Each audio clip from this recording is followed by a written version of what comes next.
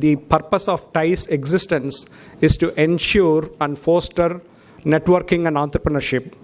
So what I would like to do is to ensure that Mr. Prasad says a few words about the kind of products and services they do. Those who are long-time TiE members are very familiar with Mr. Prasad, but CAMS as an organization is quite interesting. I was looking at the Wikipedia, and Computer Age Management Service, or CAMS as we all know, has a share of over 60% of assets under management.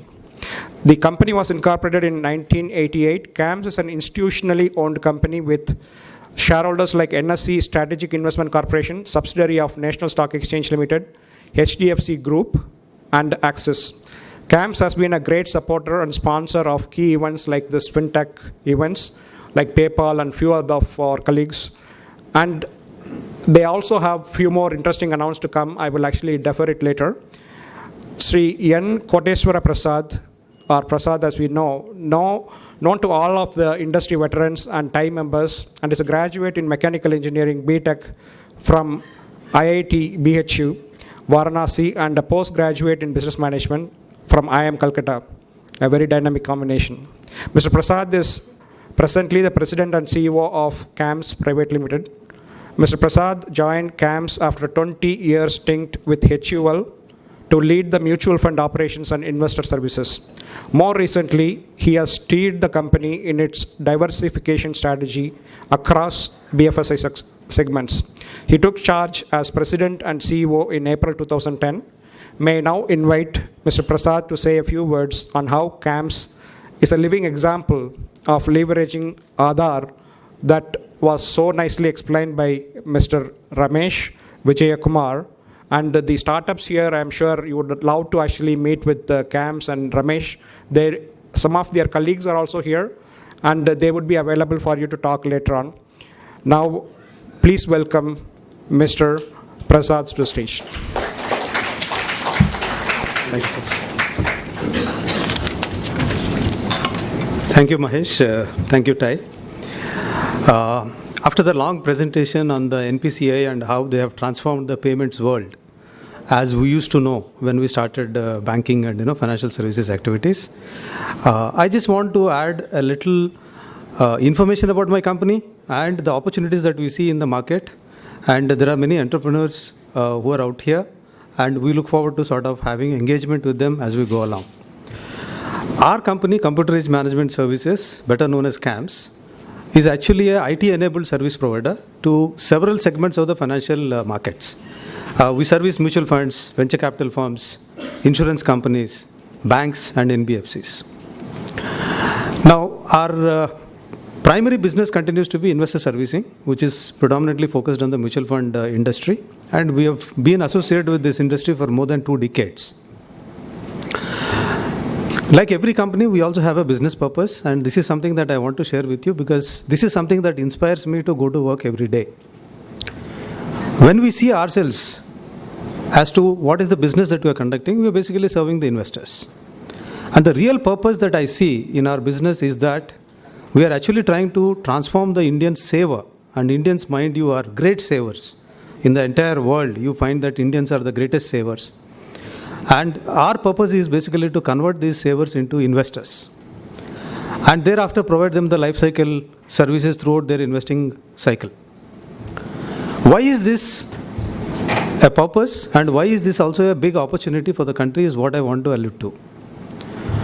Now, India is considered to be one of the growth economies, and especially in the slowing world economic growth, people say that it's the emerging markets which are going to be the growth drivers. And within the emerging markets, India is obviously the leading one, especially for the last 2 years. Our GDP growth has been the highest, even beating China. We have favorable demographics. We have a huge unsatiated demand in our country. Anything that you look at, any product category, there is a huge amount of demand potential. And we have a government which is highly focused in terms of leveraging these secular opportunities that are available for the country, in terms of initiating the policy measures, in terms of initiating the legislative changes, which are all going to put our economy into a higher growth trajectory. And we read almost every day how the government is striving to put India on the growth map of beyond 7.5% that we have been experiencing for the last few years to something in the 2-digit range. There are many things that are happening in the government side, and more relevant to the financial services sector is what I want to focus on. You find that in the last 2 years particularly, there is a concerted effort on the part of the government to actually drive the habit of savings from physical savings to financial savings. And this is secular. This is in every segment of the financial services. And the government has taken many, many initiatives in this area. They have done away with the concept of assured high return, sovereign guaranteed saving products. They are all market linked now, in a manner of speaking, because even your PPF is going to be repriced, or the interest is going to be announced every quarter.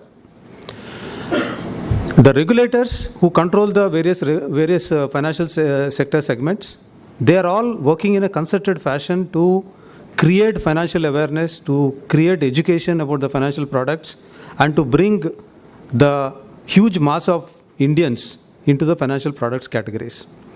Not only that, they are also creating new categories. There are many exciting categories which have just been sort of launched or approved. You have the real estate investment trust, you have infrastructure investment trust, you have Indian own category of hedge funds which have just been launched and approved. Now these are exciting times. And you also have the regulatory blessings in terms of making it easier. Long time ago when we had to open a bank account, for example, when we went to college, it was a very complex process. You needed a photograph, you need a long form, you need to sign many things, etc. And today, in securities market, you can actually set up a mutual fund account without being present in front of an office of a mutual fund or a registrar like CAMS. You can do it from wherever you are, and you can do it in a presenceless and also paperless fashion. And you can start transacting right away. Your account is set up in a matter of minutes. Excepting that there is a concept of NAV which comes at 9 p.m. every day, and that's what is used for converting into units. So these are some of the changes which are actually holding a huge and enormous amount of potential. Let me also talk about some of the new categories of institutions that are being approved, that are also being promoted and propagated. We did not know about the microfinance industry till maybe a decade ago, and we are seeing that that's one of the highest growth sectors within the financial services. Now you have the new categories of payment bank, you have small bank, and we are going to be seeing a lot of exciting initiatives and consumer-centric offerings from all of these.